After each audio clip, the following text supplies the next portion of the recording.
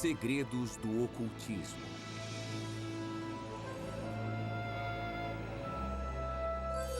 Os cientistas.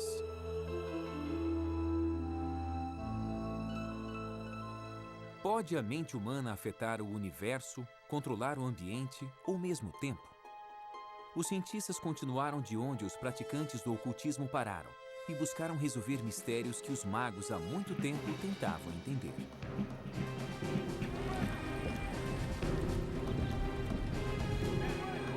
17 de março de 1863. John Pelham conduz sua tropa para a Batalha de Kelly's Ford, na Virgínia. Pelham é lembrado por sua coragem, mas essa foi sua última batalha. Mais de um século depois, em Illinois, Margaret Barrett sente uma dor terrível na cabeça.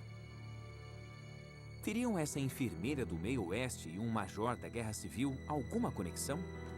Margaret acredita que foi o major numa vida passada.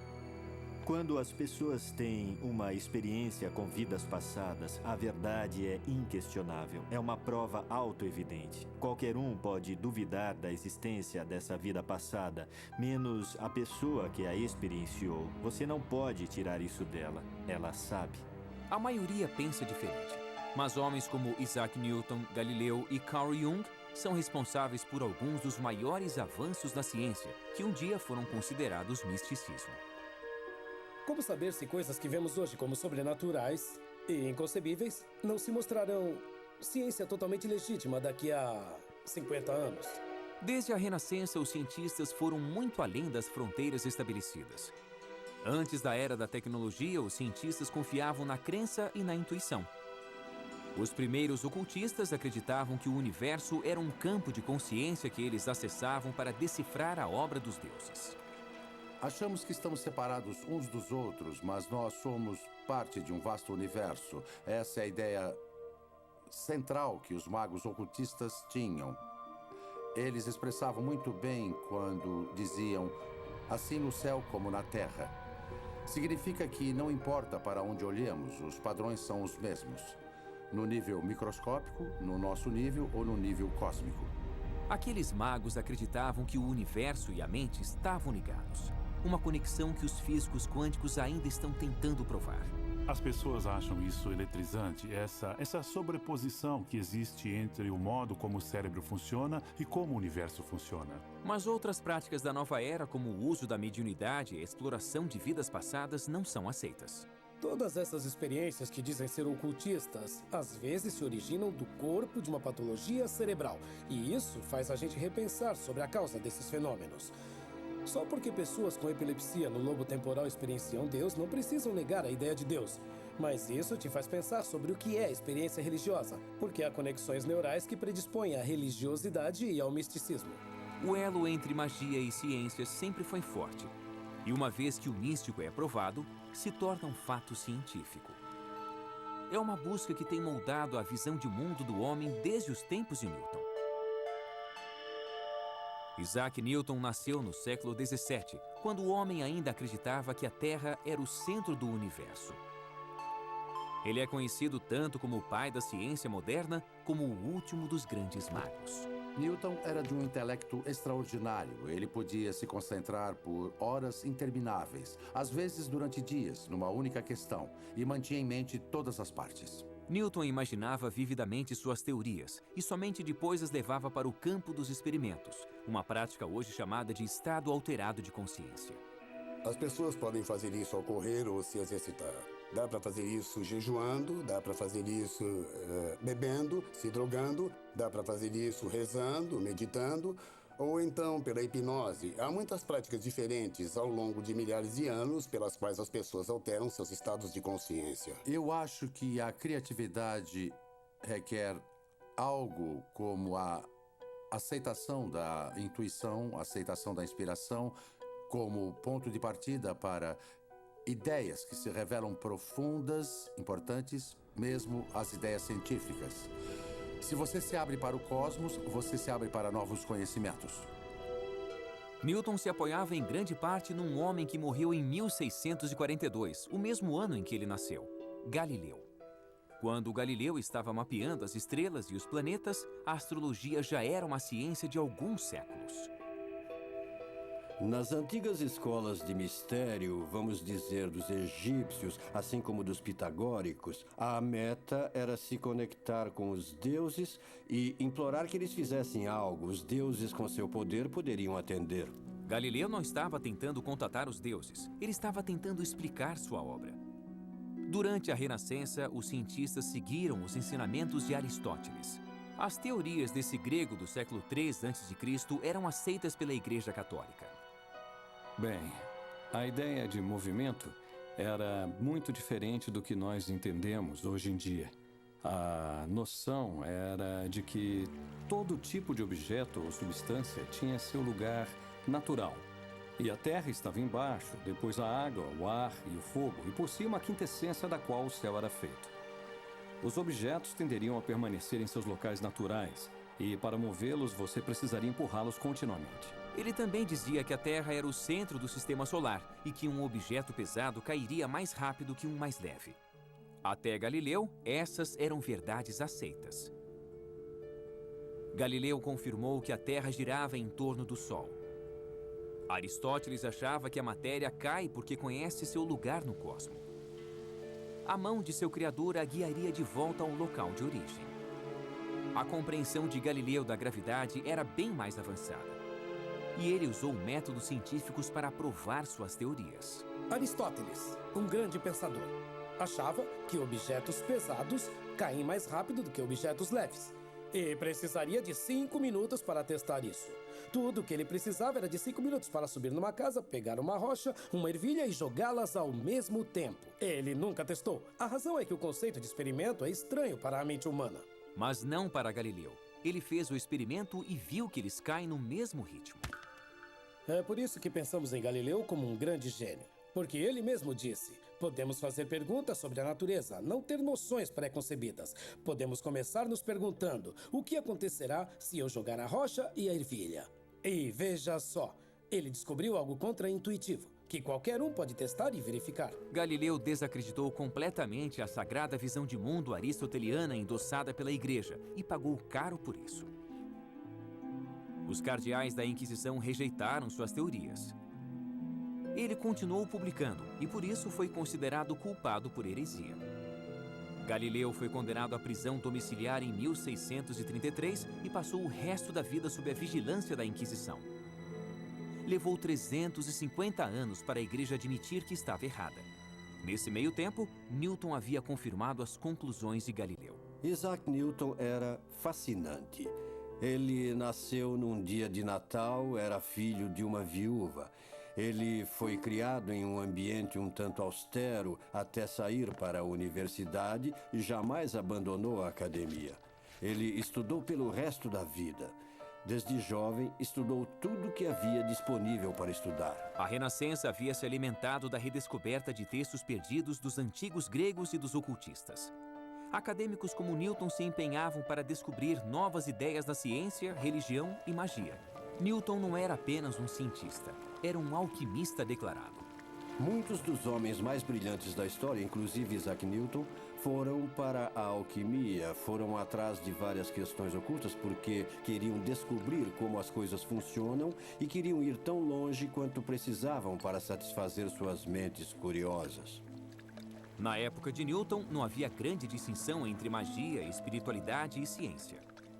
Os cientistas usavam qualquer método para expandir seus conhecimentos. Ele gastou anos procurando pela joia mais preciosa da alquimia, a pedra filosofal. A pedra não era uma gema concreta, mas um nível mais elevado de consciência que levaria a novas descobertas científicas e espirituais. Sozinho em seu quarto com experimentos alquímicos, Newton ficava dias sem comer ou dormir. Quem estuda a criatividade diz que há vários estágios. Primeiro é preciso aprender tudo o que der. Depois deixar tudo isso incubado, como que borbulhando dentro de você. Depois vai se tornar algo como uma inspiração. Era o que os alquimistas tentavam fazer na época e o que Newton fez com tanto sucesso. Newton partiu do desafio de Galileu de refutar Aristóteles. Quando ele se concentrou na teoria de Aristóteles dos objetos em queda e da órbita dos planetas, ele chegou à mais importante descoberta da física, a gravidade. Isso mudaria tudo.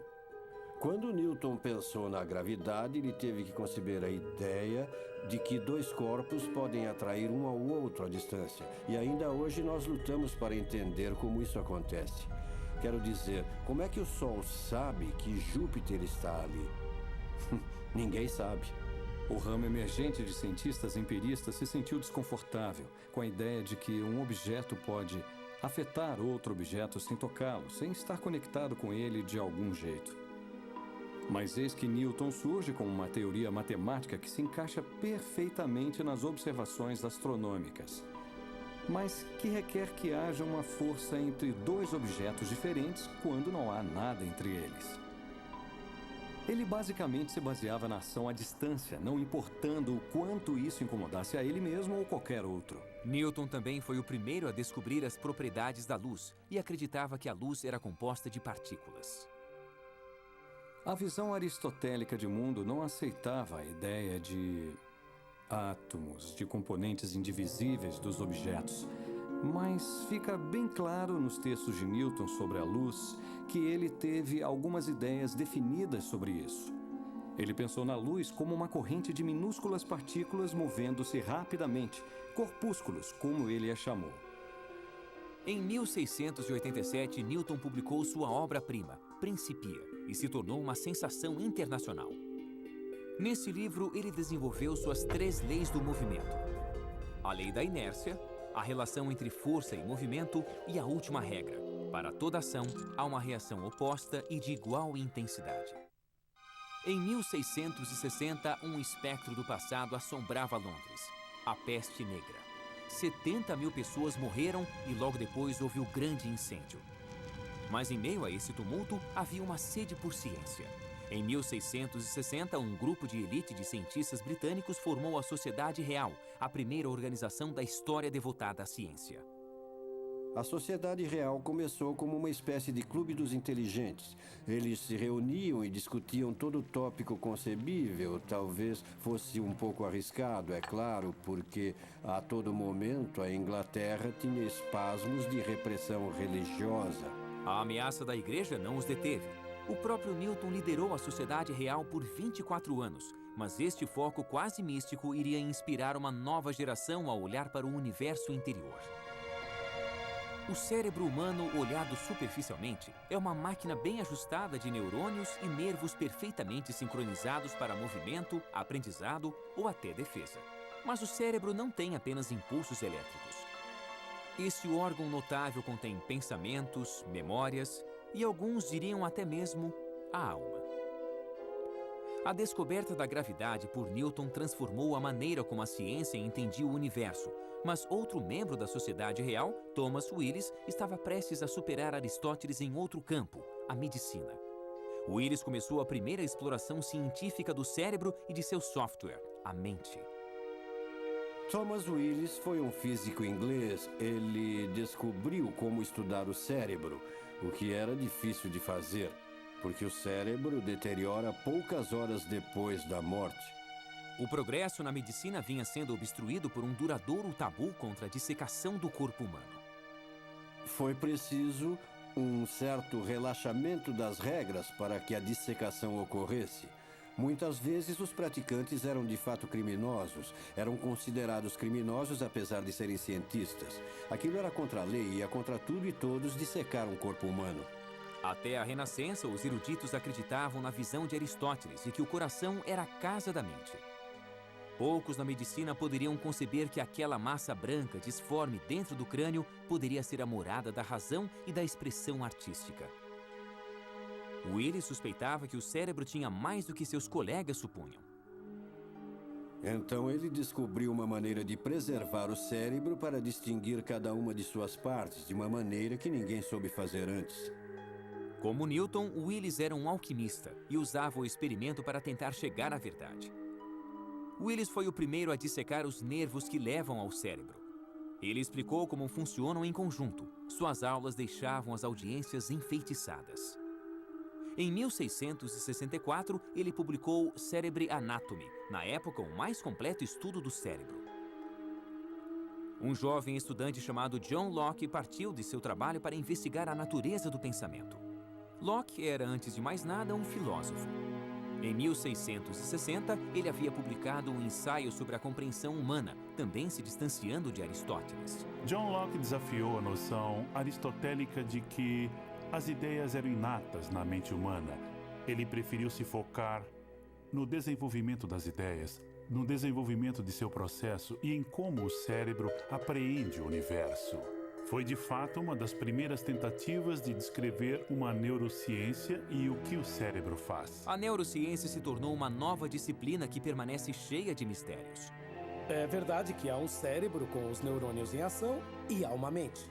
Mas no que diz respeito à mente, nós estamos apenas começando a entender como funciona. O que dizer da criatividade, da consciência? O que dizer da autopercepção? Os cientistas hoje entendem como o cérebro funciona dentro do crânio, mas ainda estão tentando descobrir como a mente pode afetar o mundo fora de seu invólucro. Franz Anton Mesmer, astrólogo e médico, topou com a hipnose quase por acaso. O experimento de Mesmer era voltado ao uso de magnetismo na cura de doenças.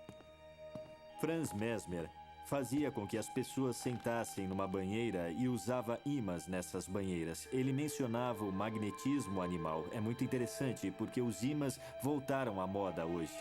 E médicos vêm usando o eletromagnetismo como tratamento. Primeiro, Mesmer acreditou que os ímãs externavam a força invisível do magnetismo animal. Depois, pensou que a força emanava dele mesmo e abandonou os ímãs.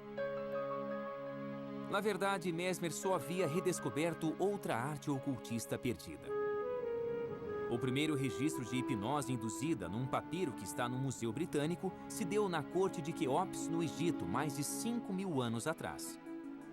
Posteriormente, videntes do oráculo grego de Delfos se auto-hipnotizavam para prever o futuro.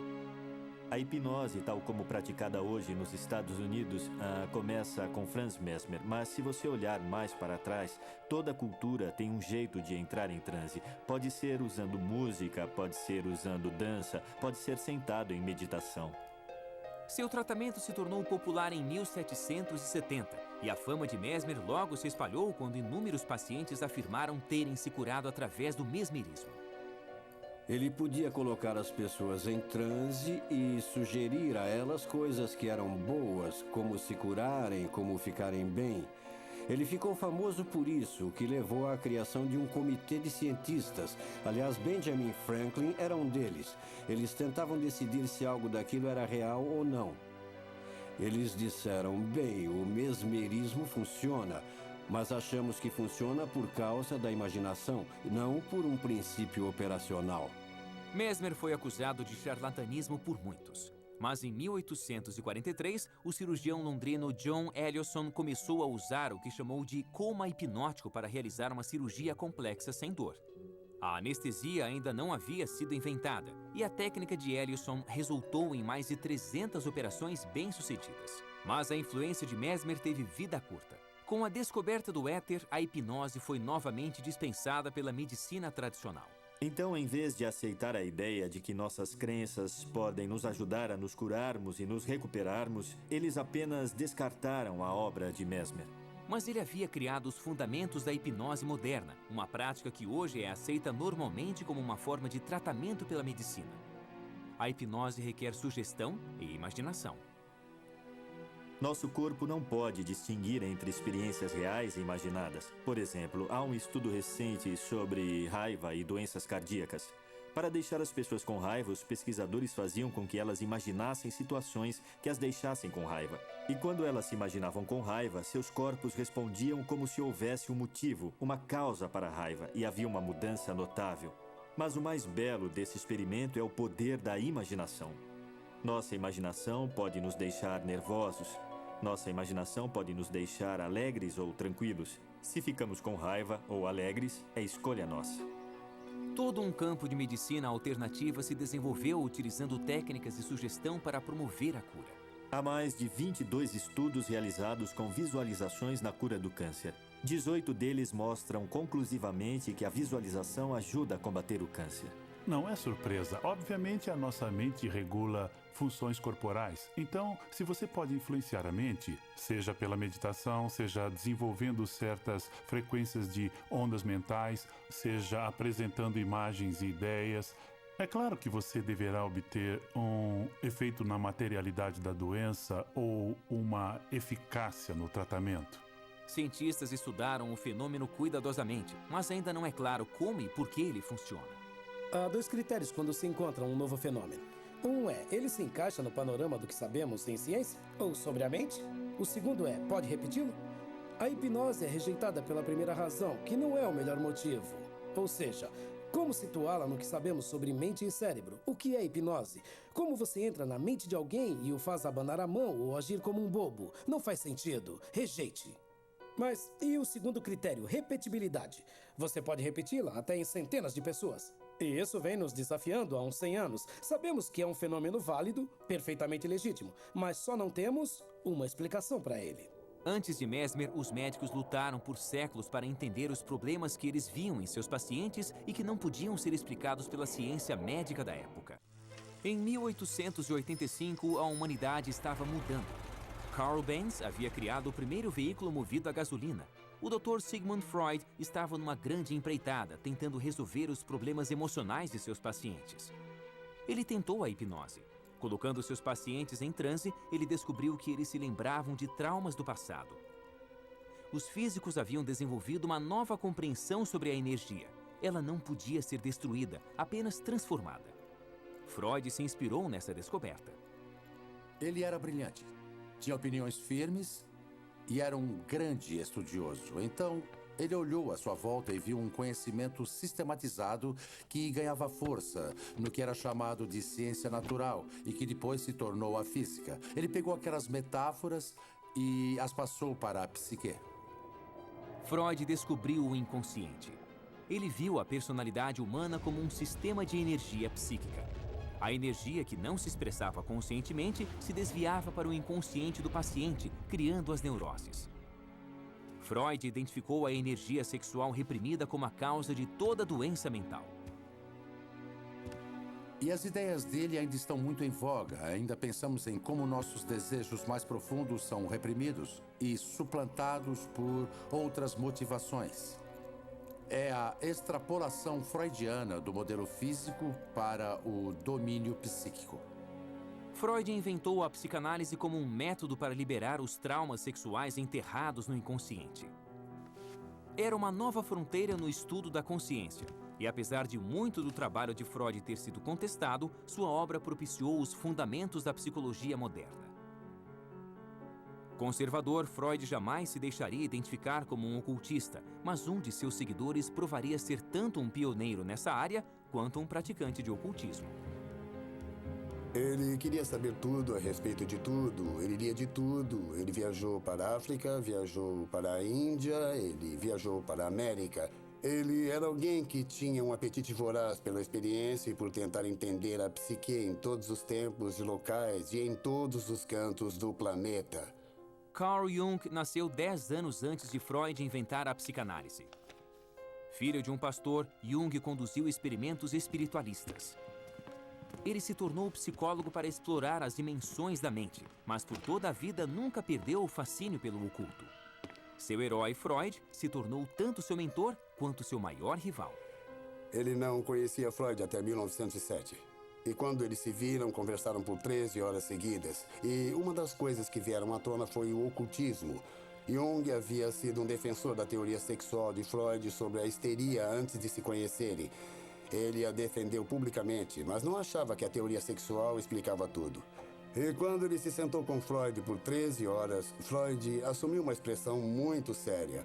Olhou para Jung e disse: "Você precisa fazer uma coisa, meu filho. Você precisa me prometer que nunca vai abandonar a teoria sexual e que vai fazer dela um dogma, uma fortaleza contra a maré negra de lama."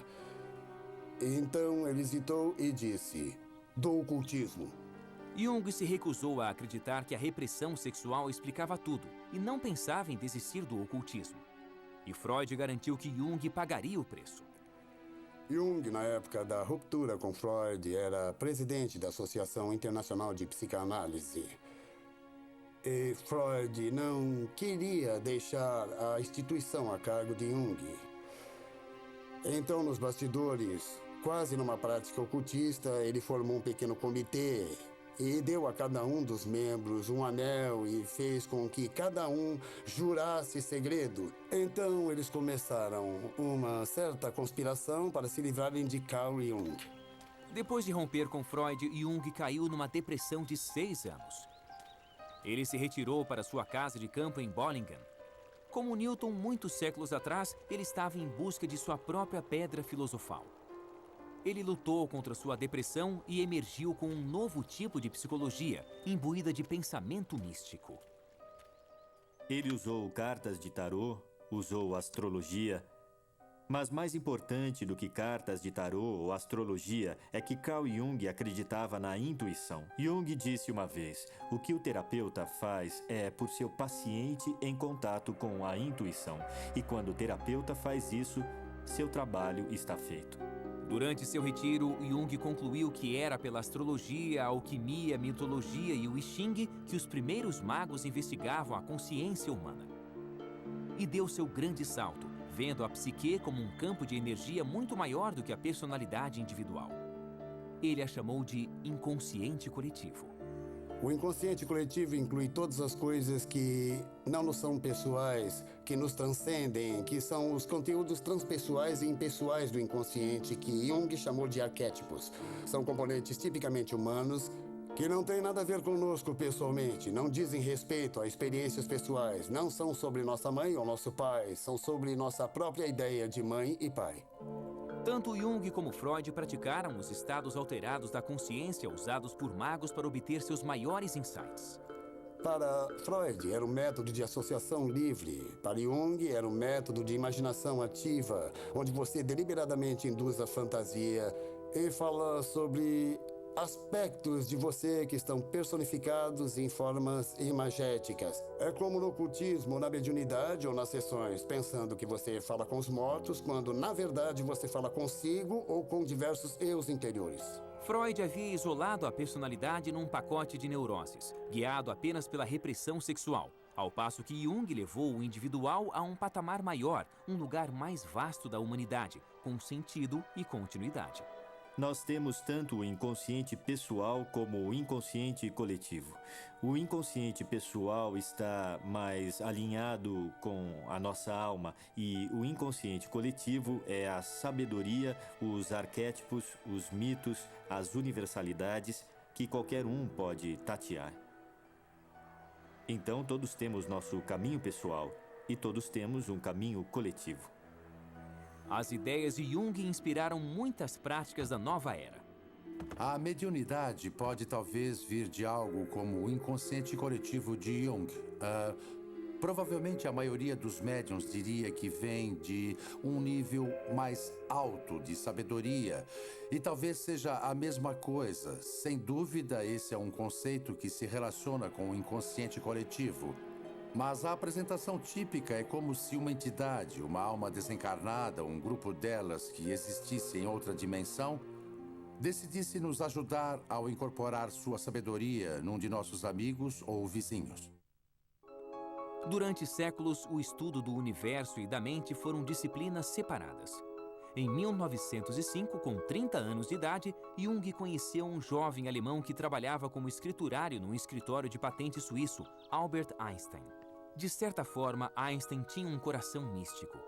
Quando criança, ele havia observado os movimentos da agulha de uma bússola e jurou que um dia iria conhecer a mente de Deus. Como Newton, ele entrava em estados alterados da consciência que chamava de exercícios mentais e intuitivamente chegou às suas descobertas. Somente mais tarde, Einstein iria retomá-las com fórmulas e provas. Naquele ano, Einstein publicou 5 artigos sobre a nova física no jornal Annalen der Physik. Teorias que reescreviam as regras do universo. Nelas, ele apresentou a teoria da relatividade, defendendo que tempo e espaço são relativos, conceitos mutáveis, não absolutos. Newton desenvolveu aquelas maravilhas, a lei do movimento, da gravidade e outras que pareciam funcionar como um relógio. E deixou todo mundo contente, por mais revolucionário que fosse na época. Porque descobria-se que o mundo, o universo, era como um relógio gigante e que tudo funcionava de maneira ordenada. Einstein apareceu e disse, bem, isso pode ser assim, mas também é relativo. E virou tudo de ponta cabeça de novo. Nas notas autobiográficas de Einstein, ele pedia a Newton que o perdoasse por revolucionar a ciência da física. Einstein, enfim, resolvia a contradição que Newton havia observado no comportamento da luz. A luz age como uma onda, mas às vezes age como partícula, e no processo ele finalmente provou a intuição de Newton a respeito da existência de átomos. O efeito fotoelétrico, como é chamado, se você direcionar um feixe de luz contra uma peça de metal, vai arrancar elétrons. E a teoria das ondas não dá conta dos detalhes de como isso acontece. Então veio Einstein, em 1905, e foi capaz de demonstrar o efeito fotoelétrico perfeitamente ao dizer que, quando a luz interage com o metal, chega em diferentes feixes de energia que dependem só da frequência da luz, não de sua intensidade. Então ainda é uma onda, pois frequência é um conceito de onda, mas age como partícula. Anos depois, Jung registrou que o gênio de Einstein havia influenciado todo o seu trabalho intelectual. E a teoria fotoelétrica de Einstein dava os fundamentos para futuras contradições no mundo subatômico da física quântica.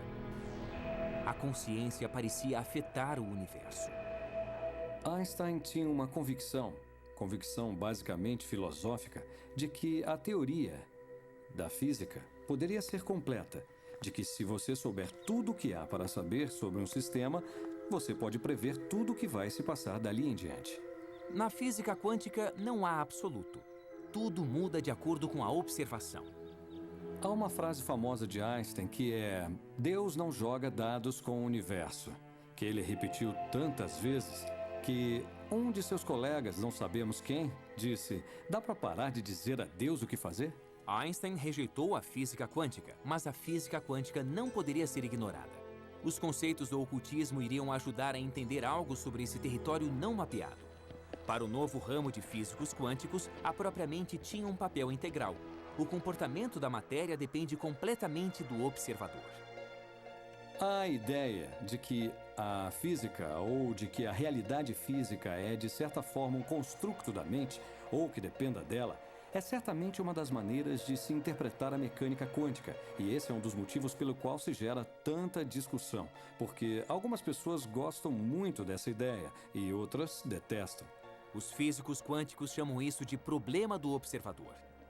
Se apenas seres conscientes podem ser observadores, então estamos intimamente conectados à própria existência da realidade. Sem nós, haveria apenas uma superposição de possibilidades em expansão, com nada definitivo acontecendo de fato. 15 anos depois da publicação dos artigos revolucionários de Einstein, Wolfgang Pauli, mal saído da adolescência, escreveu uma exposição brilhante da teoria da relatividade de Einstein. Os dois pioneiros da mecânica quântica, Max Born e Niels Bohr, encorajaram Pauli a se juntar a eles em seu campo. As grandes questões se tornaram a obsessão de Wolfgang Pauli. Apesar de ser um homem difícil e perturbado, Pauli era um mestre da intenção.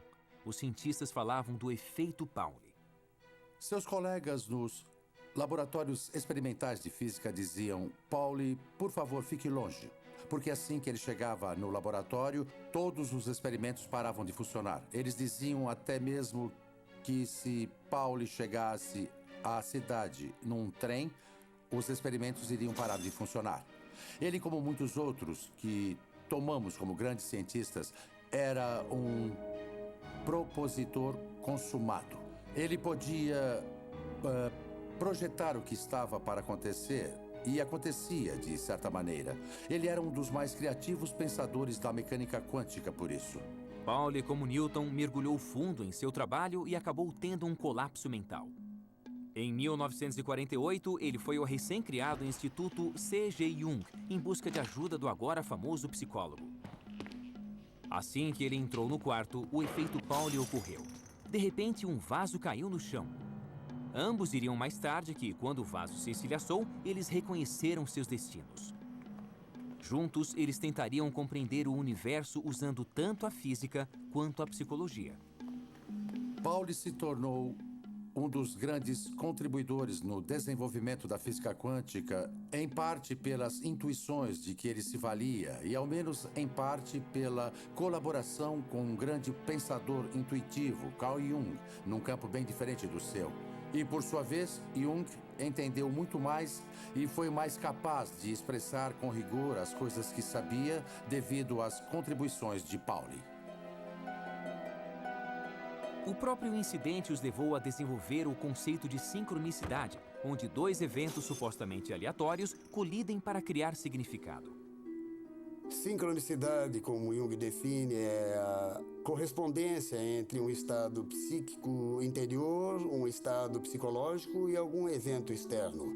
Esta correspondência tem um alto grau de improbabilidade, parecendo aleatória ou acidental, ou apenas coincidência, ou então acaso.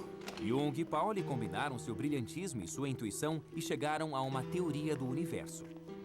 Se a matéria se comporta de acordo com a observação, teriam os homens feito sua própria realidade? Teriam os pensamentos e sonhos coletivos das pessoas criado o mundo? É uma noção que muitos cientistas rejeitam e que ecoa o ocultismo. As antigas ideias ocultistas de uma consciência latente que permeia nosso mundo tornam muitas das interpretações da mecânica quântica muito mais simples. Porque se a consciência é essencial para o ato da observação, para trazer uma realidade definida dessas ondas quânticas de probabilidade, a vida, de certa forma, se explica melhor se houver outras fontes de consciência além da nossa. A última tentativa de se unificar as teorias de campo de Einstein é a teoria das cordas, que casa a física de Newton com a física quântica em uma nova teoria da gravidade. Teóricos das supercordas acham que, no menor nível imaginável, toda a matéria é feita de cordas vibráteis. As diferenças nas observações em física quântica não viriam do inconsciente criando o universo, mas de pequenas variações nas vibrações. A teoria das cordas unifica o pequeno e o grande. Nós temos a teoria de Einstein da relatividade geral, que é uma teoria para a força gravitacional e funciona muito bem para explicar o universo em larga escala. Nós temos a mecânica quântica, que é a teoria do muito pequeno, que também funciona extremamente bem. O problema é que essas teorias não são compatíveis. Você não consegue chegar a uma teoria de gravidade quântica por nenhuma das abordagens convencionais. A teoria das cordas parece extremamente promissora, porque é essencialmente uma teoria quântica. Se for provada, implica num fascinante reino de universos paralelos e múltiplas dimensões. O que a teoria das cordas faz elegantemente é dizer, ok, existem essas coisas minúsculas chamadas cordas de que são feitas todas as outras partículas que existem no universo. E essas cordas são apenas energia. Portanto, se nós descemos para a mais minúscula partícula ou menor elemento do que existe, já que se trata apenas de energia, podemos pensar em nós mesmos como mera energia, o que seria satisfatório para muita gente. Pode-se ver isso de uma maneira religiosa, química ou física. Mas essas teorias talvez nunca sejam provadas. Os cientistas afetaram nosso mundo com um trabalho que no começo parecia magia. Em 1895, Conrad Rankin fazia experiências com raios catódicos quando notou um brilho verde numa tela pintada em sua bancada. Mas o raio catódico estava coberto com papel preto, o que significa que os raios invisíveis atravessaram o objeto sólido. Investigando mais, ele descobriu que os raios podiam atravessar a pele, revelando os ossos da mão de sua esposa. Imagine a reação das pessoas. Aqui tem... Bom, tente imaginar que tem uma mesa e tem uma gaveta, e dentro dela tem um filme. Eu vou passar esses raios misteriosos por sua mão e você vai ver os seus ossos. Bom, as pessoas diriam que isso é sobrenatural, é ocultismo. De fato, ninguém acreditou nele. E ele disse, não vou publicar numa revista científica porque parece ocultismo. Então vou publicar num jornal. E ele publicou a mão da esposa no jornal. Dava para ver os ossos da mão e ele entrou para a história. A obra de Rankin poderia facilmente ter sido rejeitada. Será que outras crenças ocultistas se tornarão ciência? Nascida na Inglaterra, Margaret Barrett tinha pouco conhecimento da Guerra Civil Americana, mas se sentiu impelida a estudá-la. Um dia, ela se deteve sobre uma foto de John Pelham e notou uma enorme semelhança. Pelham, o galante, como era conhecido, foi morto pelas tropas da União aos 24 anos. Estaria ele vivo em Margaret? Margaret sofria de enxaqueca crônica. Ela fez uma cirurgia cerebral para o que eu acredito que fosse a mesma lesão da qual John Pelham morreu. John Pelham morreu quando uma bala explodiu na parte de trás da cabeça e atingiu o crânio. Margaret teve o mesmo problema que a levou à cirurgia cerebral. Então, o que fazer com a crença de Margaret na aparente conexão entre a morte de Pelham e seu problema? Quando conduzo uma regressão a vidas passadas, a primeira coisa é tentar criar uma ponte. A ponte é alguma conexão entre a vida corrente e a vida passada. Pode ser um medo, uma fobia, pode ser um trabalho, um relacionamento, não importa o que seja. Algumas vezes até sonhos podem se tornar pontes para a vida passada. Uma vez feita a história completa dessa pessoa, eu passo a hipnotizá-la. Então, o que tentamos fazer com a regressão é ajudar a pessoa a aprender sobre suas vidas passadas, para que elas não cometam os mesmos erros na vida corrente. Nós guardamos marcas dos que viveram antes de nós? Nós temos a ação e a inteligência à distância. A questão é que temos de nos conectar a isso, temos de estar conscientes dessa possibilidade. Desvendar as vidas passadas pode um dia ser tão corriqueiro quanto os raios-x? A maioria dos cientistas rejeita a ideia. No caso de Rankin, ele fez o experimento e qualquer pessoa pode repeti-lo e aceitá-lo. No caso do Galileu, Pedra Grande, Ervilha, qualquer criança pode fazer o mesmo. Mas isso não vale para tudo. Pegue a velocidade da luz, que Einstein diz que é finita. Precisamos de experimentos muito detalhados e quantitativos para provar que é correto. Não é uma coisa rápida. Talvez alguns desses fenômenos sejam tão imprecisos, tão sutis, que vamos demorar para desvendar. Mas parece uma farsa para mim. Não me parece fundado na verdade. Se você não pode testar uma proposição, se não há como testá-la, não faz parte do nosso conhecimento. O progresso tem sido alcançado por inovadores que querem ir mais além do que a realidade aceita. De maneira interessante, é como se a evolução fosse um tipo de revolução, podemos dizer, pois ela revolve sempre o mesmo tipo de ideias, expressas de maneiras diversas, com novas ferramentas para sondar mais profundamente o âmago do conhecimento. Mas, feitas as contas, nós estamos ainda olhando para o mesmo quadro, o mesmo universo, com a esperança de refinar um pouco mais a compreensão. Nós ainda trabalhamos de mãos dadas com os antigos magos. Hoje, a mente é tão misteriosa quanto o universo foi um dia. Poderão um dia os cientistas descobrir que os homens criaram sua própria realidade? Nós vamos alcançar alguns grandes avanços através da ciência, mas virão da ciência olhando para o que alguns podem chamar de oculto. Há certas coisas que eu acho interessantes nas crenças da nova era, porque eu acho que elas explicitam coisas que a ciência não pôde alcançar ainda. Eu acho que para tudo que ainda não temos uma explicação científica hoje, vamos no fim explicar cientificamente. Somente o tempo irá dizer que revoluções nos aguardam na encruzilhada entre a ciência e o ocultismo.